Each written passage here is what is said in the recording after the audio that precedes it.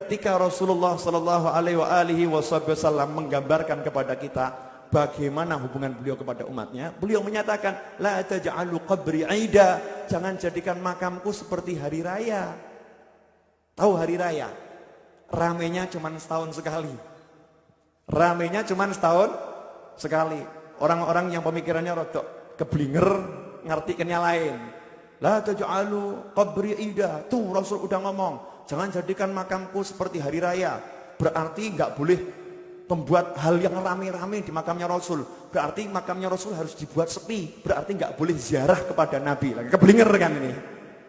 Ini orang yang salah. Ini orang yang salah. Padahal Rasul mengartikan menurut para ulama Ahlus Sunnah wal Jamaah yang seperti saya ungkapkan di awal. Jangan jadikan makamku seperti hari raya. Artinya didatanginya cuman setahun sekali. Kalau bisa tiap Jumat berangkat ziarah kepada Nabi. Kalau bisa. Pengennya bisa atau tidak?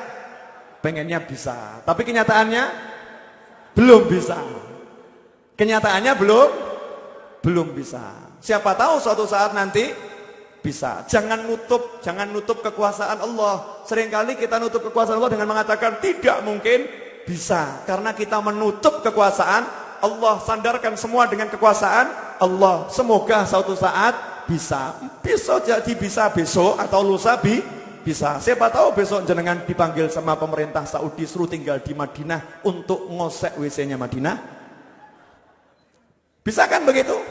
Oh bisa. Lah kalau misalnya jadi tenaga pembersih toiletnya Madinah, Masjid Nabawi, tiap hari bisa ziarah enggak?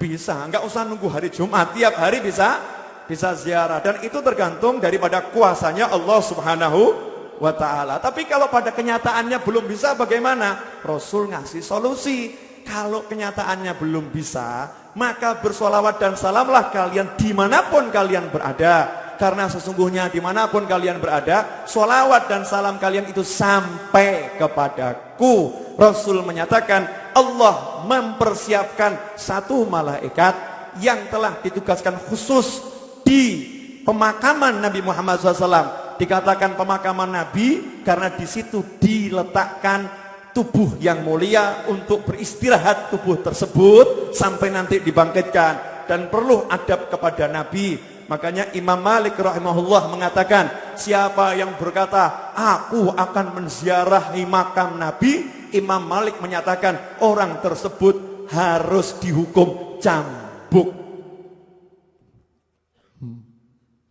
Siapa yang berkata aku akan ziarah makam Nabi, kata Imam Malik, akan aku hukum cambuk dia. Kalimat Imam Malik ini dipakai oleh orang-orang yang gak mudeng bahasa Arab. Dan orang-orang yang gak mudeng Imam Malik dipakai untuk sebagai dalil. Tuh Imam Malik melarang orang ziarah Nabi. Jangan salah, Imam Malik tidak pernah melarang orang ziarah Nabi.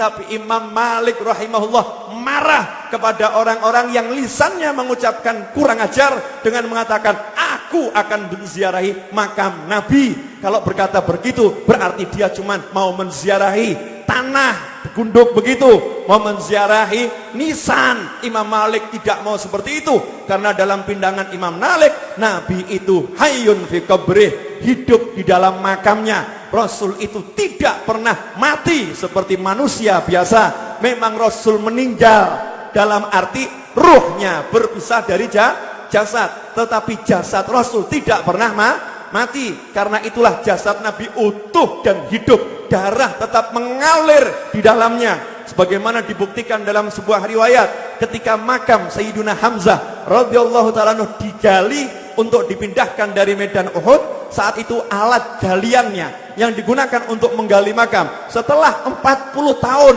makam itu dimakamkan, jasad itu dimakamkan. Setelah 40 tahun salah satu alat galian kena tubuhnya Sayyiduna Hamzah tanpa sengaja dari tubuh yang telah dikubur 40 tahun itu.